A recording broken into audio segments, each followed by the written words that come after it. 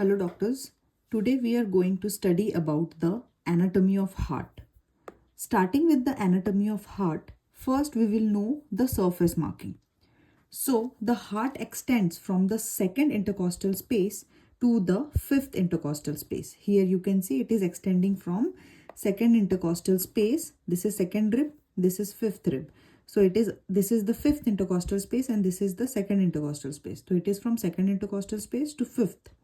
The right border of heart is coinciding with the right sternal border. This is if we draw a sternum here, then the right border of the heart coincides with the sternum and the left border of the heart converges towards the apex, and this apex is located in the fifth intercostal space. This is the fifth rib and this is the fifth intercostal space in the mid clavicular line. What is mid clavicular line? If we draw a line perpendicularly from the clavicle, from the mid of the clavicle, then we will find the apex of the heart. Then the apex of the heart is present in the fifth intercostal space in the mid clavicular line. Now we will know the location of the cardiac valves. We know heart have four valves, that is aortic valve, pulmonary valve, tricuspid valve and mitral valve. So here we can see four spaces, 1, 2, 3 and 4. Remember, only the aortic valve is present over the right side. You can see here only the aortic valve is present over the right side. Rest of pulmonary valve, tricuspid valve and mitral valve are present over the left side. So the aortic valve is present in the second intercostal space over the right side, and the pulmonary valve is present in the left second intercostal space. So aortic valve is in the right second intercostal space and the pulmonary valve in the left second intercostal space, and the tricuspid valve is present in the left sternal border. This is the sternum, as you can see here. You can see this is the sternum. So just in the left border of the sternum we can see there is position of tricuspid valve, and mitral valve is present in the apex of the heart, and I have already told you the apex of the heart is present in the left fifth intercostal space in the mid clavicular line. So this is the position of the mitral valve. Now we will know about the gross view of surface and the structures. If we say the heart have two surfaces, total heart have 5 surfaces, but importantly you have to remember what are the components that are present in the anterior surface and what are the components in the posterior surface. So in the anterior surface, in the anteriorly, the structures that are present, as you can see in this picture, that are right atrium, right ventricle and the left atrium. This is bit posteriorly, this is anteriorly, this section is anteriorly. So right atrium, right ventricle, this is the left atrium and the pulmonary artery. So pulmonary trunk is present over the anterior surface over little bit towards the left side. You can see this is the pulmonary trunk. And over the posteriorly we have the left ventricle and the aorta. Fine, as you can see this is the marked red color, this is marked in red color, this is the aorta and this is present posteriorly. And the pulmonary trunk, this is the pulmonary trunk. This is the pulmonary trunk and this is the aorta. So aorta is present posteriorly and towards the right side, and the pulmonary trunk is present over the left side and it is present anteriorly. So this is asked in MCQ in NEET SS that pulmonary artery is present over the left side and anteriorly, and aorta is present over the posterior surface little bit towards the right side. So this is the question that is asked in gross view and surface and structure of heart. Then we will know very easy, that is the pathway of blood flow through the heart. First in the right atrium, this is the right atrium. In the right atrium the blood comes from this is the superior vena cava and this is the inferior vena cava. From the superior vena cava and the inferior vena cava, the blood goes to the right atrium. From the right atrium, it goes to the right ventricle. From the right ventricle, it goes into the pulmonary artery. From the pulmonary artery, it goes to the lung. And after getting oxygenated, pulmonary artery is the only artery which have deoxygenated blood. Then generally arteries contain oxygenated blood, but in pulmonary artery we have the deoxygenated blood. So from the pulmonary artery it will go into the lung. The deoxygenated blood will convert into an oxygenated blood. Then from the oxygenated blood will come into the heart through pulmonary veins. The pulmonary veins is the only vein which have the oxygenated blood. So from the pulmonary vein it will go to the left atrium. From the left atrium it will go to the left ventricle, and from the left ventricle it will go to the aorta. This is the aorta. This is aorta. And from the aorta it will go to the rest of the body. So from SVC and IVC it will go to the right atrium, right ventricle, then pulmonary artery, then lung, then pulmonary vein, then left atrium, left ventricle, aorta, and all throughout the body. This is the blood flow in the heart. The pathway may be asked. Now we have to know the borders of the heart. There are 4 borders. Remember, there are 4 borders of the heart. Starting with very easy, that is superior border, inferior border, then we have the right border, and we have the left border. The superior border is formed by the left atrium. Remember this, very important. Superior border is formed by the left atrium. The right border is formed by the right atrium. The inferior border is formed by both the ventricle, that is left ventricle and the right ventricle. The inferior border is formed by left and right ventricle. And the left border, this is mainly asked in the question and MCQ. The left border of the heart is formed by the pulmonary trunk, left atrial appendages, not left atrium. It is, remember, left atrium forms the superior border of the heart. Left atrium does not form the left border of the heart. Left border of the heart is formed by the left atrial appendages, apart from that left ventricle and pulmonary trunk. So left ventricle forms both the inferior border and the left border, but left atrium only forms the superior border of the heart. Remember this, and there are 4 borders of the heart. Then blood supply of the heart. As you know, very importantly, mainly the right and the left coronary artery supplies the heart, which is arising from the ascending aorta.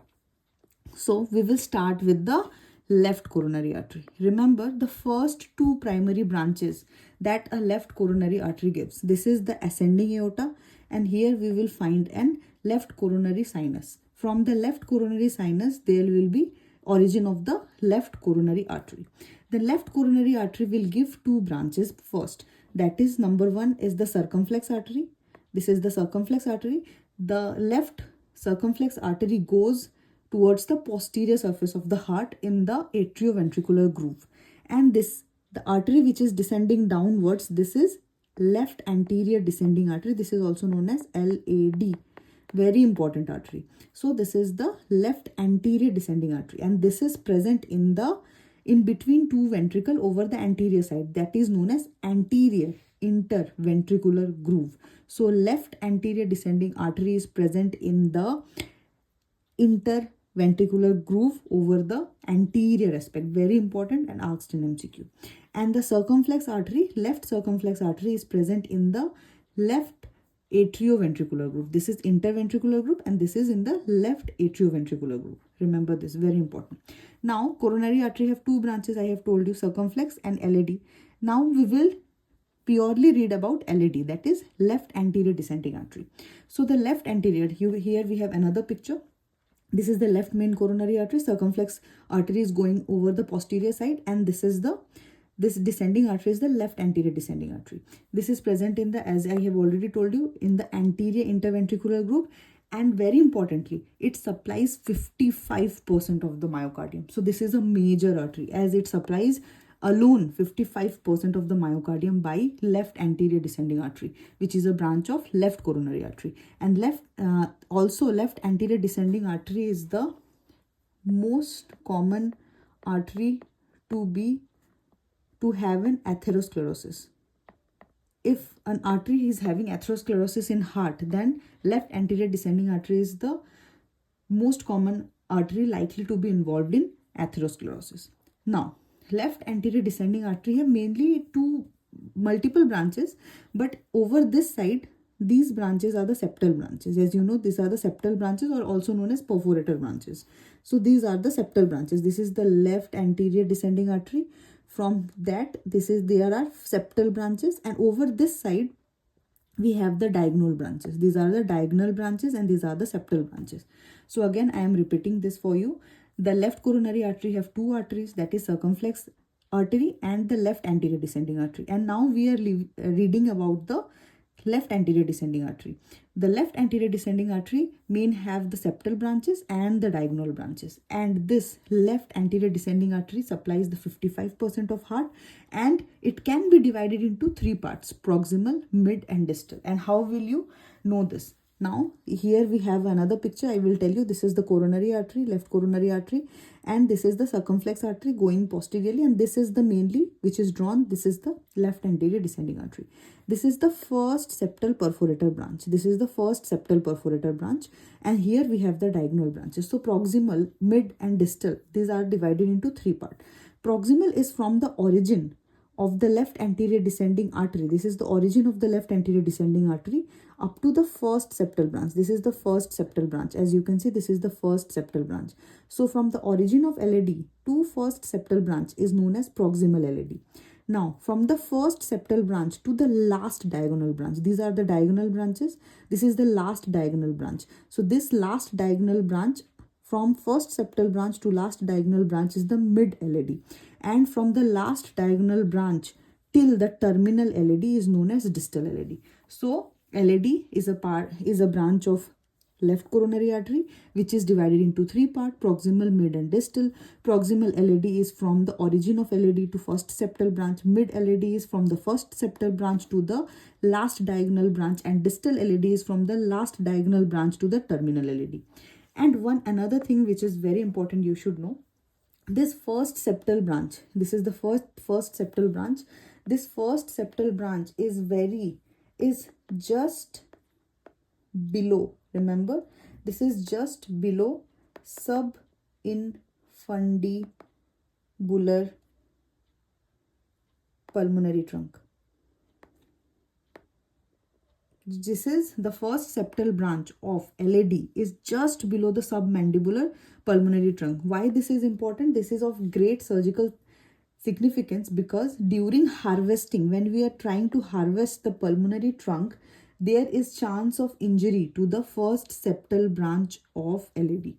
Remember this, when we are doing any kind of operation in pulmonary trunk, there is high chances of injury to the first septal perforator branch. This is asked in MCQ in NEET SS very importantly. Remember this. Now we will read about the second branch. We have two branches of left coronary, that is left anterior descending. We have already read about it. Now we will read about the circumflex artery. So left circumflex artery goes posteriorly, I have already told you, and it is present in the left atrioventricular group, and LAD is present in the interventricular group anteriorly. So the branch which this left circumflex coronary artery gives is the obtuse marginal artery. So this is the left circumflex artery going posteriorly, and this is giving an obtuse marginal artery. This is an obtuse marginal artery. Remember this. So just remember, this is the importance of the left circumflex coronary artery. Now we will read about the right coronary artery. We have finished the left coronary artery. Then we have the right coronary artery. Right coronary artery arises from the right coronary sinus and right atrioventricular groove, and it gives a branch. There are many branches of right coronary artery, starting from the acute marginal branch and SA node branch. These are the branches that the right coronary artery gives anteriorly. Then it goes into the inferior surface and gives the branch to the AV node. So right coronary artery gives branch to the SA node also and AV node also. And the terminal branch of right coronary artery is posterior left ventricular artery and the posterior descending artery. And I have already told you, the left anterior descending artery, which is a branch of left coronary artery, is present in the anterior interventricular group, and the posterior descending artery, which is a branch of right coronary artery, and it is present in the posterior interventricular groove. These grooves are always asked, then which artery and which veins are present in which groove. So remember this, in the posterior interventricular groove we have the posterior descending artery. So this is the right coronary. From the right coronary sinus we have the right coronary artery. It gives a branch to the SA node. It gives This is the right coronary artery proper. Then it gives an acute marginal branch. It goes to the inferior surface and it gives branch to the AV node, and it terminates into two arteries, that is posterior left ventricular artery and posterior descending artery, which is present in the posterior interventricular groove. All this is also known as posterior interventricular artery. So these are all branches of the right coronary artery, and this is very, very important. Now another thing you can see here, we have a conus branch. This conus branch is also given by the right coronary artery. We will read about this very soon. Remember this, we have another branch, that is conus branch. I will tell you about this, and this is very important. So important few of the points that you have read, and you should remember few of the facts, that SA node is supplied by the right coronary artery, you know, but it is supplied by the, sometimes it is supplied by the circumflex coronary artery, which is a branch of left coronary artery. So right coronary artery supplies SA node in 55 to 65% of cases, and circumflex coronary artery supplies it for 35 to 45% of individual.